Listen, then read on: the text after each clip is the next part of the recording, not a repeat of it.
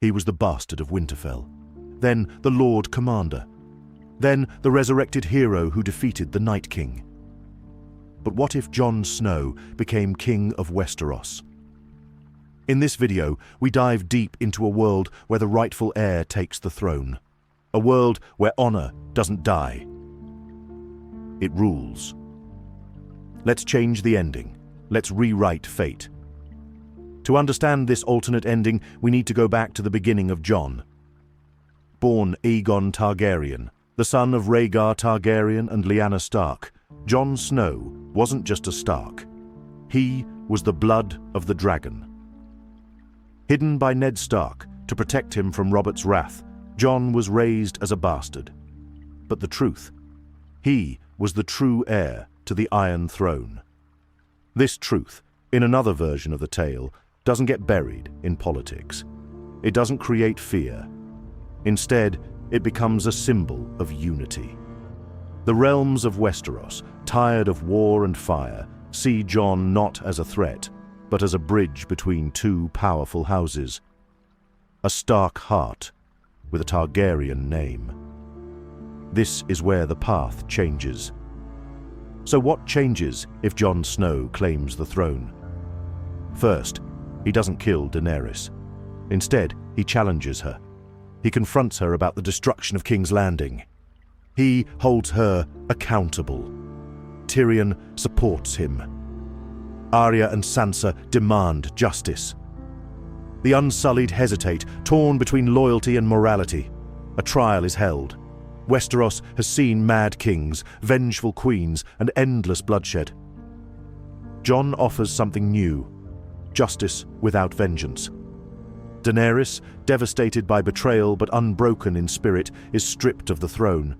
She is exiled to Dragonstone, guarded by unsullied loyalists. Drogon remains by her side. Her fate is not sealed in death, but in exile. Bran plays a vital role here, using his power as the three-eyed raven to sway the lords and ladies of Westeros.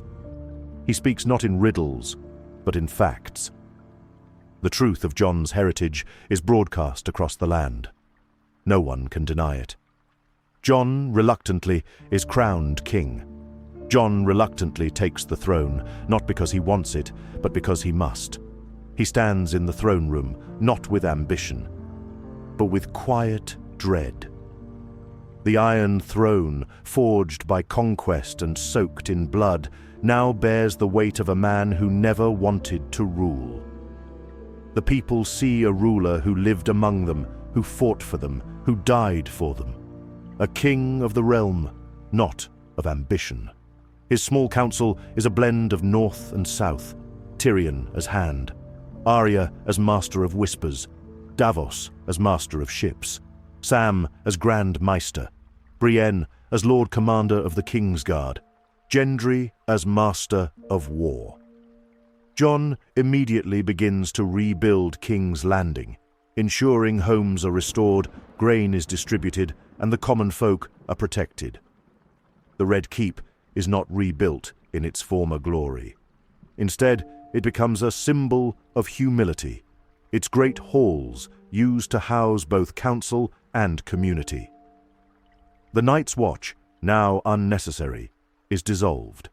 Castle Black becomes a diplomatic hub for wildlings and northerners alike. Not everyone bends the knee.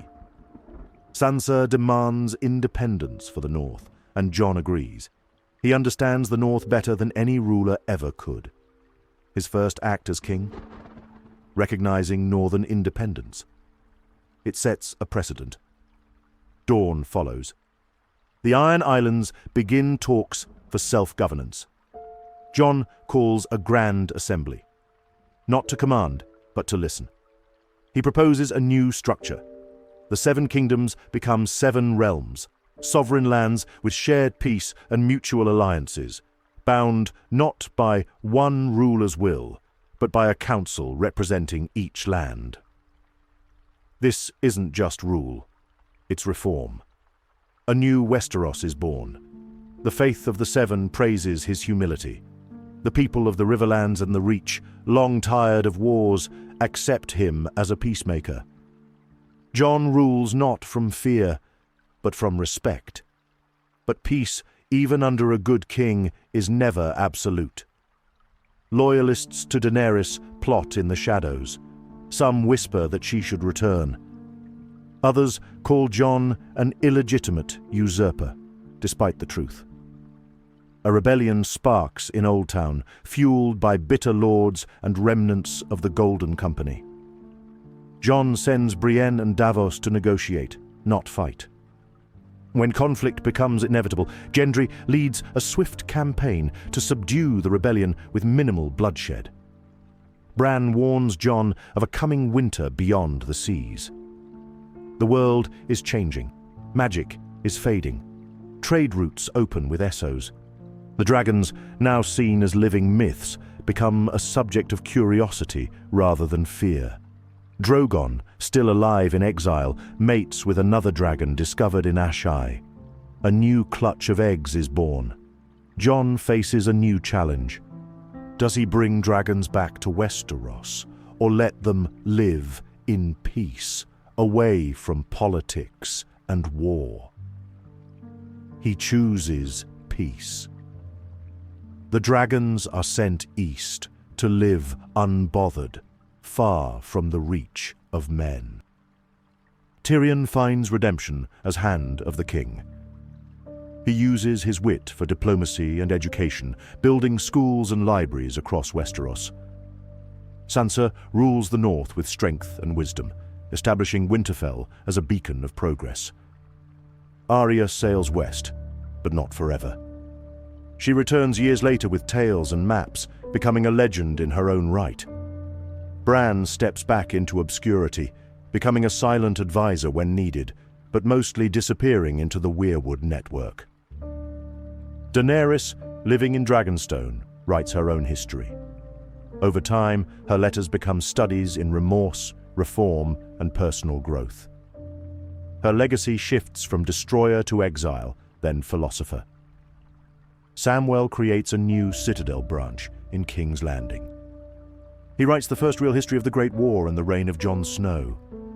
Jon ensures that names like Missandei, Jorah, Theon, and even Sandor Clegane are honored in Westeros's new histories. King Jon never rules like a Targaryen. He never burns cities. He never seeks power. He rebuilds. He heals. He protects. His legacy is not carved in stone, but in lives. Years pass. The realm remains at peace. Children grow up without the fear of fire or shadow. The throne itself is remade, not of swords, but of stone and oak, a symbol of rebirth. And in the end, Jon leaves the throne, voluntarily. Like Aemon Targaryen, he chooses peace over power. He appoints a successor not from blood but from merit, and he rides north again, not as an exile, not as a ruler, but as a man at peace. He returns to Ghost, to the snow, to the quiet, and he disappears into the White Woods, remembered not as King Aegon, but as Jon Snow. The king who was, the king who could have been, the king who didn't want it, and that's why he deserved it. They say the best ruler is the one who never wanted to rule. Jon Snow was that king. In another world, another version of Westeros, maybe the Game of Thrones was finally won. Not with fire, not with blood, but with honor. Would you have bent the knee to King Jon Snow? Comment below. Let's rewrite the ending, together. If you enjoyed this alternate timeline, don't forget to like, comment, and subscribe. This is Aegon Throne, where we rewrite history, one twist at a time.